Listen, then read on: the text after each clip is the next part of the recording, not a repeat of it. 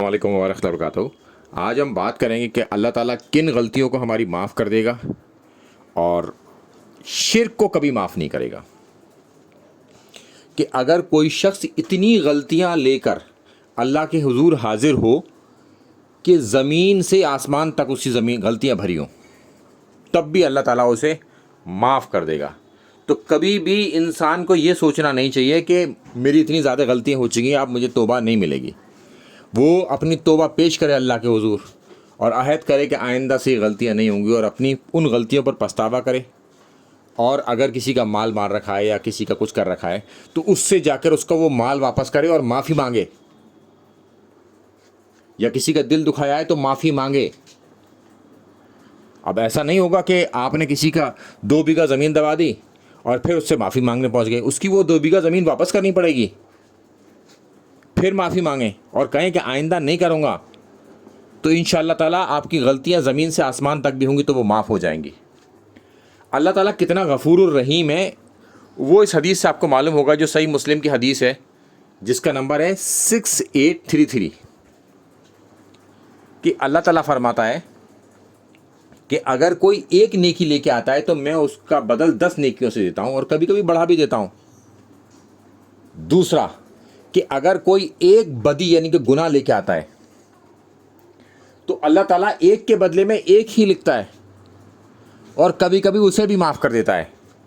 اگر کوئی شخص اللہ کی طرف ایک بالشت بڑھتا ہے تو اللہ تعالیٰ اس کی طرف ایک ہاتھ کے برابر بڑھتا ہے۔ اگر کوئی ایک ہاتھ کے برابر بڑھتا ہے تو اللہ تعالیٰ 2 ہاتھ یا اس سے بھی زیادہ اس کی طرف بڑھتا ہے۔ یعنی کہ اللہ تعالیٰ اپنے بندے کی اس حیثیت کو، اس کی اس جستجو کو جو اس نے اپنے لیے، اللہ کے لیے، یعنی کہ اپنے لیے کا مطلب ہے کہ اپنی معافی کے لیے اور اللہ سے محبت کے لیے، آئندہ نہ کرنے کے لیے، یعنی کہ اللہ کا عہد ماننے کے لیے جو عزم وہ کرتا ہے اور اس پر وہ چلتا ہے، تو پھر اللہ تعالیٰ اسے معاف کر دیتا ہے اسی غلطیوں کو، اور اس کی طرف تیزی کے ساتھ آتا ہے۔ تو اللہ تعالیٰ بڑا غفور الرحیم ہے۔ اور اگر کوئی شخص اتنے گناہ کرے کہ ساری زمین کی وسعت بھر جائے، اتنی زمین بھر کے، یعنی کہ اس کا مطلب یہ ہوتا ہے ان لمیٹڈ، اتنے گناہ ہوں، اور وہ اللہ کے حضور حاضر ہو تو اللہ تعالیٰ اسے معاف کر دے گا، بس سوائے اس کے کہ جس نے اللہ کے ساتھ کسی کو شریک نہ ٹھہرایا ہو۔ یہ شرک جو ہے نا، وہ بہت خطرناک چیز ہے، اور ہمیں جو سب سے زیادہ دھوکہ دیا گیا ہے نا، شرک کے نام پر ہی دھوکہ دیا گیا ہے۔ دھوکہ کیا؟ غائب میں اللہ کے علاوہ دیگر لوگوں سے مدد مانگنا۔ اللہ تعالیٰ کہتا ہے کہ میں مدد کرتا ہوں، کوئی ہے میرے علاوہ الہ جو تمہاری مصیبت میں تمہاری مدد کر سکتا ہے؟ مگر ہم مسلمان شرک کے چکر میں پڑے ہوئے۔ نماز میں تو ہم کہتے ہیں ایاک نعبد و ایاک نستعین، اور سلام پھیر کر مرے ہوئے بزرگ بابوں سے مدد مانگتے ہیں،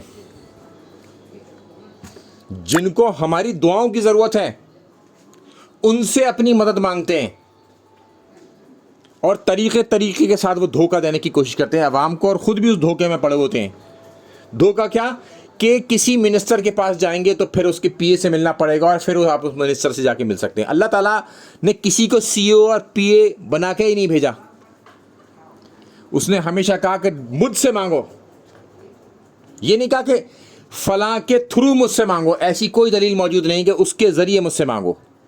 ہاں، نیک لوگوں سے اپنے لیے دعا کرا سکتے ہیں، اور جو نیک لوگ ہوں گے وہ وہاں زندہ ہونے چاہیے اور خود بھی دعا کرتے ہوں۔ مرے ہوئے سے دعا نہیں کرا سکتے، کیونکہ مرے ہوئے سے تو آپ کا رابطہ ہو ہی نہیں سکتا، آپ کا کمیونیکیشن ہو گیا کٹ۔ یعنی کہ اگر آپ کسی خبر پر جا کر سلام کریں گے تو اندر سے وعلیکم السلام کی جواب نہیں آئے گا، یعنی کہ آپ کے کان نہیں سنتے۔ وہ برزخی زندگی ہے جس کے بارے میں آپ کو کوئی شعور ہی نہیں، آپ کو کوئی علم نہیں دیا گیا۔ تو اس چکر میں امت کا ایک بڑا حصہ شرک کے اندر پھنس چکا ہے، اور جس کی پر اللہ تعالیٰ کہتا ہے کہ بس شرک کو میں معاف نہیں کروں گا۔ اور ہم نے جانے انجانے میں مرے ہوئے بزرگوں کو،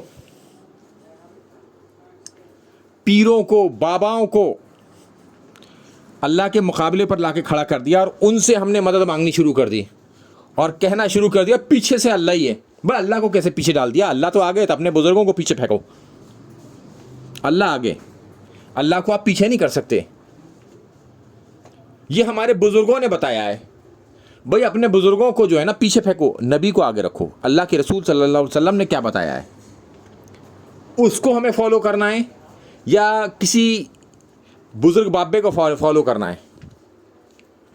ہمیں اللہ سے مدد مانگنی ہے یا کسی بزرگ بابے سے مدد مانگنی ہے؟ یہ ہمیں خود سوچنا ہوگا. ان مولویوں نے تو دھوکہ دے لیا. اب عوام کو خود جاگنا ہے کہ ہمیں کیا کرنا ہے اور کیا نہیں کرنا. یہ نہیں کریں گے تو پھر اللہ تعالیٰ شرک کبھی معاف نہیں کرے گا. اور جب شرک معاف نہیں ہوگا ہمارا تو ہمارا ٹھکانہ جہنم ہوگا.